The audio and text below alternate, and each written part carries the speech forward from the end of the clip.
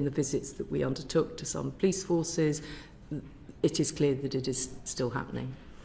I obviously have gone quite hard, and I'm conscious that there are more legally qualified people sat around the table than myself, but I have gone quite hard on the fact I think we really have to get a grip of how we treat children.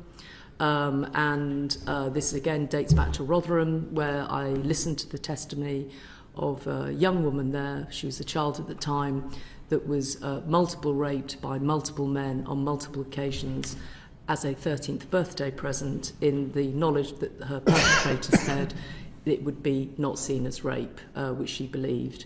So I've always sort of thought, why do we have this sort of difference when from 12 to 13, and why do we have that? And I'm sure there's a myriad of good reasons why people historically did, but I think it's time to draw a line under that and see children as children. And I think if we did that, that would have more profound implications across society anyway.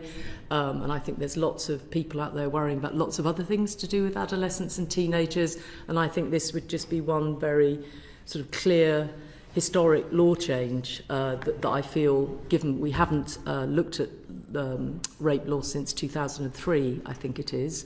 I think the time is right to do that, and it would be a very fitting outcome, I think, to the audit. The other thing I wanted to just put in some context is I'm calling for, and they have agreed to, a national police operation. I think the big thing I want to happen is a national criminal operation. I suggested, and they've agreed, it's led by the National Crime Agency.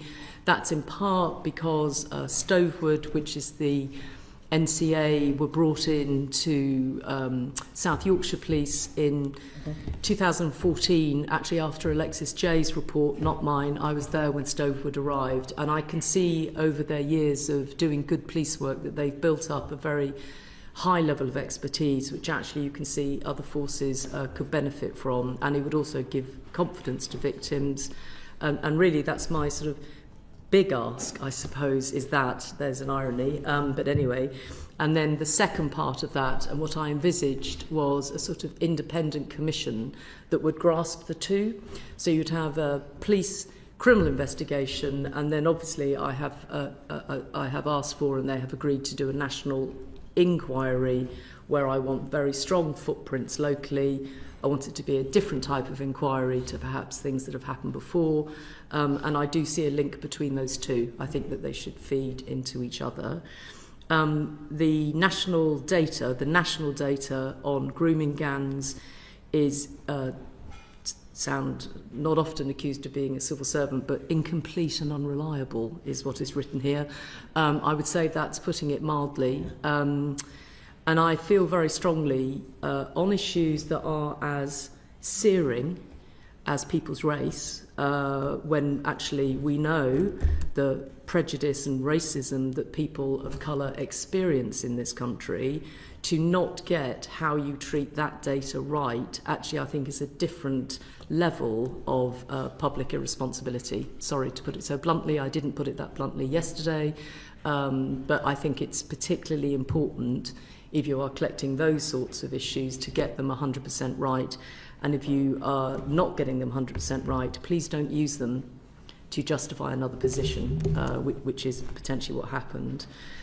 So, and that may be well-meaning, it may not be well-meaning, but that's how the data has run. And I think the sooner we bring a close to that, and either, my view is collect something or don't collect something. For God's sakes, don't half-collect it. That's a bloody disaster, frankly.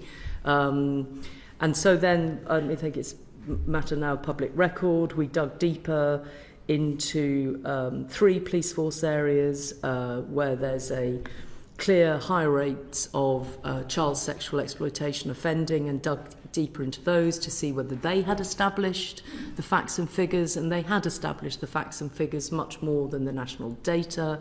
That then meant I was somewhat tougher, actually, in the way I've just talked about the national data, because if I know it can be collected in large police forces effectively, why can't I collect that nationally? Do you see me added to the sort of sense, oh dear God, what on earth have you done here?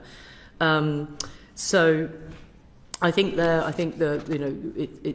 it's clear that if you look at those three large police forces and their data, one is historic, to be fair, the other two are live, then the disproportionality issue is clear, and obviously they ask for, when they ask for ethnicity, they largely, one stops at Asian, the other stops at Pakistani heritage. And again, I can only feel the pain of those communities to know that it's all bundled together in one big grouping, and how unhelpful that is to the very communities that you are talking about. So again, I think that that's not a great way for public policy to be done, even if it's... And I went into other less scientific ways of trying to see what was going on with serious case reviews, which we can come to, which is a matter, it could be a subject topic for your fellow committee all of its own, what's happening in the world of serious case reviews and children's data. But we went there and examined that.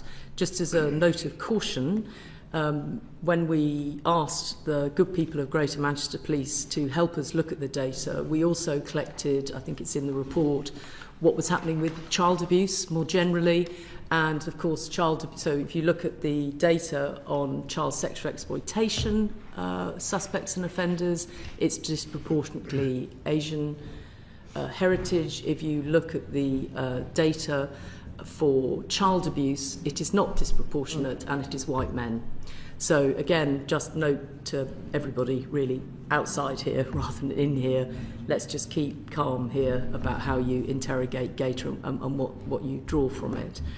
I think I've said that I think the sort of poor recording in the criminal justice system, but not just in the criminal justice system, we have strong views, which you've seen in the audit, about children's services and local authorities and this extraordinary change, your Home Affairs. So you've got crime recording of child abuse here going up, and you look over at colleagues in local government, in children's services, and certainly see that in, I think, children on child protection plans for sexual abuse is at an all-time low in the last 30 years.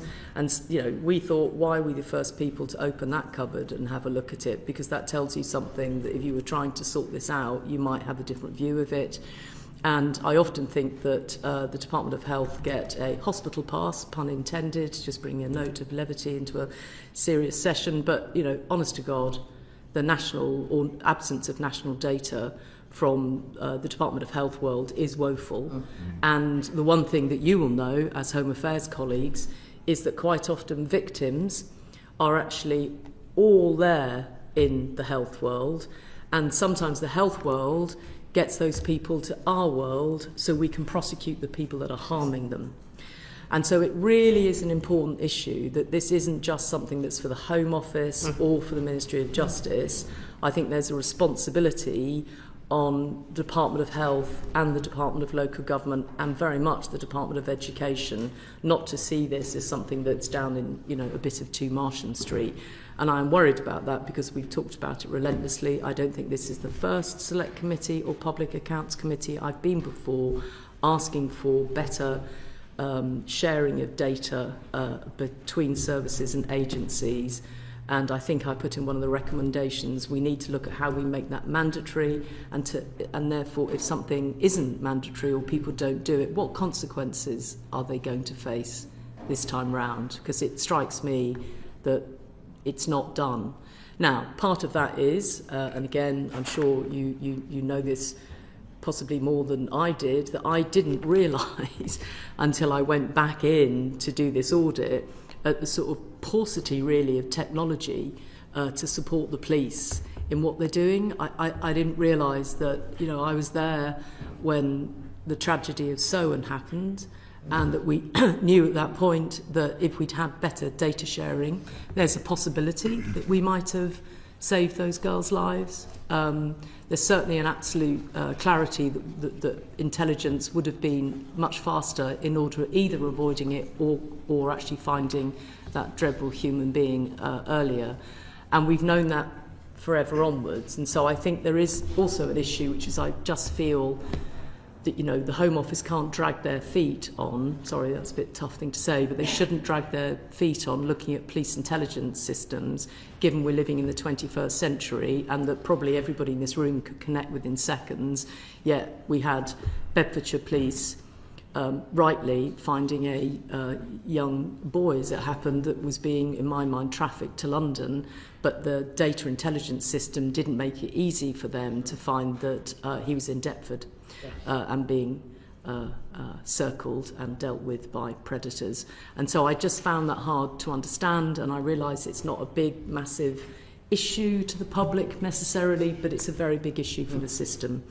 And then the last thing I wanted to say, if I may, Dame Karen, is that, you know, none of the issues in the audit, sadly, are new.